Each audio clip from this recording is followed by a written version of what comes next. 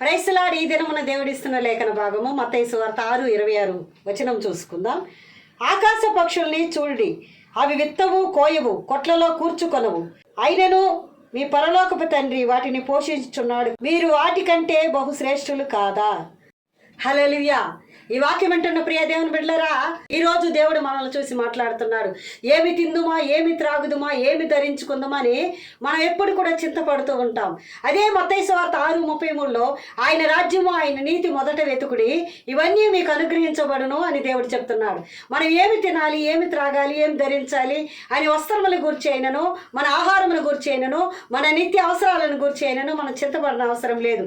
ఎందుకంటే పిలిచిన దేవుడు నమ్మదగిన దేవుడై ఉన్నాడు. ప్రియులరా, ఐగుప్తు దేశం నుండి ఇశ్రాయేలు ప్రజల్ని కనాను దేశానికి నడిపించేటప్పుడు వాళ్ళు బయలుదేరి వస్తున్నారు. అయితే ప్రియులరా, వాళ్ళు నడిచిన మార్గం అరణ్యమై ఉంది, ఎడారి అయి ఉంది. అక్కడ నీరు దొరకడం కష్టము, ఆహారం దొరకడం కష్టము, నీడ దొరకడం కష్టము. అలాంటి సమయంలో దేవుడు వారికి పగలు మేఘస్తంభముగా నడిచాడు, రాత్రి అగ్నిస్తంభముగా నడిచాడు, బండని చీల్చి వారికి నీరు ఇచ్చాడు. ప్రియ దేవుని బిడ్డలారా, వారికి తినుటకు ఆహారమునిచ్చాడు, ఈత చెట్లను ఇచ్చాడు, తేనె ఇచ్చాడు. ఆ పాలు తేనెలు ప్రవహించే ల్యాండ్కి తీసుకెళ్లేటప్పుడు దేవదూతలు మాత్రమే తినే మన్నాని వాళ్ళకి అనుగ్రహించాడు. ప్రిల్లరా, అలాగే వాళ్ళు మాంసం కోరినప్పుడు మాంసమును వాళ్ళకి ఇచ్చి తృప్తిపరిచాడు. ఆయన అంటున్నాడు, ఈరోజు ఆకాశ పక్షులను ఒక రోజు గమనించి చూడండి. ఆకాశంలో ఉండే పక్షులంట ఏ రోజు విత్తవు, కొయ్యవు. ఎక్కడైనా పక్షులను మనం చూసినప్పుడు అవి తిని అట్లే వదిలేసి వెళ్ళిపోతాయి. వాటికి కావాల్సిన వరకు తృప్తిగా తిని మిగతా భోజనం వదిలేసిపోతాయి. అవి తీసుకెళ్ళి సేవ్ చెయ్యవు, ఎందుకంటే రేపటిని కూర్చున్న దిగులు వాటికి లేదు. కానీ మనకైతే ఈ దినమున గురించి, రేపుని గురించి, ఎల్లుండి గురించి, రాబో సంవత్సరాల గురించి చింతపడుతూనే ఉంటాం. ఎందుకంటే ప్రియులరా, మనిషి ఎప్పుడు కూడా ఆశాజీవి, ఏదో ఒకటి ఆశపడుతూనే ఉంటాం. ప్రియులరా, ఒక చిన్న గుడిసి ఉన్న వారికి రేకులీలు కావాలి, రేకులీళ్ళు ఉన్నవాడికి పెద్ద మిద్దెళ్ళు కావాలి, మిద్దెల్లో ఉన్నవాడికి బంగ్లా కావాలి. అలా ఆశకి హద్దే లేకుండా పోతూనే ఉంటుంది.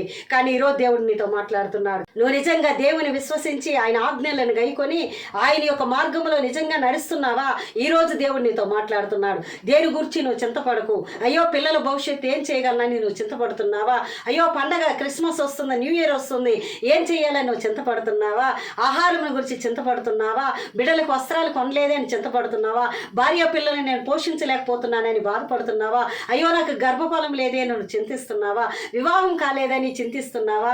లేక ప్రమోషన్ రాలేదని చింతిస్తున్నావా? సొంత గృహం లేదని చింతిస్తున్నావా? నా భర్త నన్ను విడిచిపోయాడని చింతిస్తున్నావా? నా భార్య నన్ను విడిచి వెళ్ళిందని చింతిస్తున్నావా? Court case గెలవలేకపోతున్నానని చింతిస్తున్నావా? నా పిల్లలు వృద్ధాప్య ముందు నన్ను చూడలేదని చింతిస్తున్నావా? నా తల్లిదండ్రులు నన్ను నిర్లక్ష్యం చేశారని చింతిస్తున్నావా? దేవుడు ఈ రోజు నీతో మాట్లాడుతున్నాడు. ఆకాశ పక్షుల్ని గమనించి చూడు.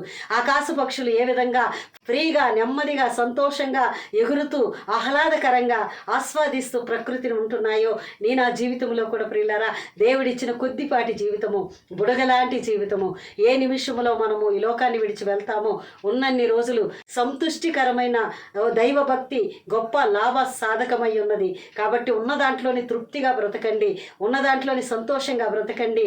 దేవుడు నాతో ఉన్నాడనే విశ్వాసంతో ముందుకు వెళ్ళండి. ఈరోజు అనారోగ్యంతోనూ బాధపడుతుండొచ్చు, దేవుడు నిన్ను స్వస్థపరచబోతున్నాడు. ఆర్థిక సమస్యలతోనూ బాధపడుతుండొచ్చు, దేవుడు నీ అప్పులన్నీ తొలగించబోతున్నాడు. నీకు రక్షణ లేకుండా నీ కుటుంబానికి ఉండొచ్చు, నీ కుటుంబాన్ని దేవుడు రక్షించబోతున్నాడు. ఒకవేళ ఎవరి ఆదరణ లేక ఒంటరిగా ఉండొచ్చు, దేవుడే ఒక మంచి స్నేహితుడై మీ ఇంటికి వస్తున్నాడు. ఈరోజు దేవుడు నీతో మాట్లాడుతున్నాడు. ఆకాశ పక్షుల వలె కుటుంబంలో ఉండే ప్రతి బిడ్డలు నేను పోషిస్తా. ఆదికాండము 50వ అధ్యాయం ఇక్కడ ఉంది.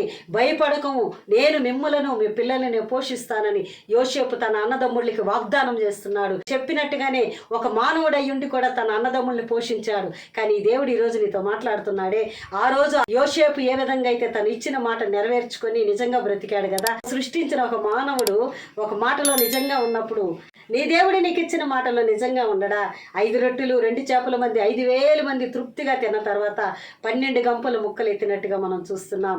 అలాగే శిష్యులు ప్రియులారా, యేసుక్రీస్తు ఆయన మృతి చెందిన తర్వాత మరలా వలలు పట్టుకొని సముద్రంలోకి చేపలు పట్టడానికి వెళ్ళినప్పుడు ప్రభు వచ్చి అడిగాడు, పిల్లలారా మీ దగ్గర ఏమన్నా తినడానికి ఉందా అంటే వాళ్ళకి అర్థం కాలేదు ప్రభు అని. వాళ్ళు మరలా గట్టుకొచ్చే లోపల చేపలను ఆయన నిప్పుల మీద కాల్చి వాళ్ళకి భోజనానికి ఇచ్చాడు. అలాంటి ప్రేమామయుడు, ప్రేమ కలిగిన దేవుడు మన అక్కర్తలను, మన అవసరాలను, మన ఆర్థిక సమస్యల్ని ఆయన ఎరిగి ఉన్నాడు. దేవుడు ఈరోజు నీతో మాట్లాడుతున్నాడు. మొదట నా రాజ్యము, నా నీతి వెతుకు, అన్ని నీకు ఇస్తాను. దేవుడు నిన్ను ఆశీర్వదించును గాక. ఆమేన్.